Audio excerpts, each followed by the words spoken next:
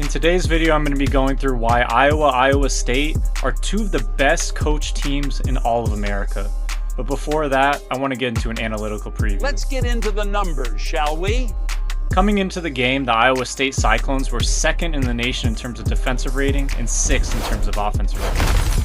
Combine the two, and you get a plus 34.38, second in the nation in terms of net rating.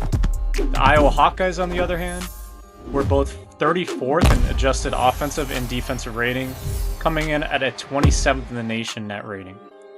Let's look at the strategy for both teams.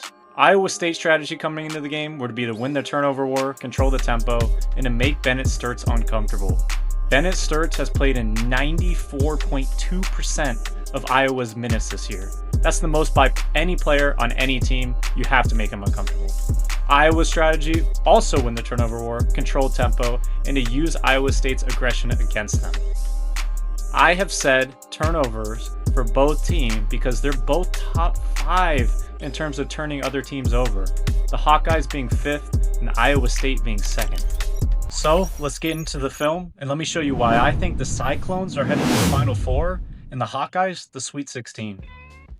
In my previous video, I noted how Ben McCollum's offenses know how to occupy help at a high level. In this play, we're going to have a high pick and roll with Bennett Stirtz. However, the help man is getting posted up currently. He's too late to adjust. It's a beautiful play for a perfect layup. On this next play, I want to highlight Toure here. Let's see how many screens he can get through. 1, 2, 3, 4, and there's a steal. That is high-level defense from Toure. And here we go. Here's another example of high-level defense. They pre-switch this. Here we go. Let's switch again. That's his second switch on the possession. They're going to bring up Bennett Stirtz into the action.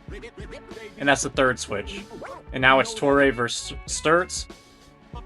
And this is exactly what the Cyclones want. They want Toure on him at all times because of this. He has relentless pressure, and as a freshman, he has a super bright future. This next play is a Spain pick and roll. Number 3 is going to set the screen. There's going to be a short roll, and now Stirtz is going to set a screen. Except he pops, and this is the most space Bennett gets all game. He missed, but it's beautiful basketball, and that's the right process. In this next play, Iowa's going to use Iowa State's aggression against them. They're going to recognize this help defender coming over. He's going to split the trap. He's going to pass out, and then it's 2-on-1 from there. He beats the closeout. Wide open layup. A good indicator of how good a coach is out of timeout plays. Here's a timeout. They put Bennett Stirtz in the corner, actually. This defender cannot help off of him. It's a wide open pick and roll layup. In this next play, I want to highlight Jefferson. He's in the corner. He comes up so quickly to take this short roll away. He gets a pick off, and it's to the races from there. He gets fouled to get to the line. In this next play, I'm going to detail how using Bennett Stirtz actually creates an orbit or gravity similar to how Stephen Curry does when he screens. He screens, there's 4 guys paying attention to him. It's a wide open layup. In this next play, I want to also note how Iowa State does a good job of posting up any help defender. He has number 7 on his hip right here. It's a backdoor cut, a wide open lane due to that post up. On this next play, it's an ATO, so we're going to analyze how well they do. Ben McCollum's calling for a screen from number 23.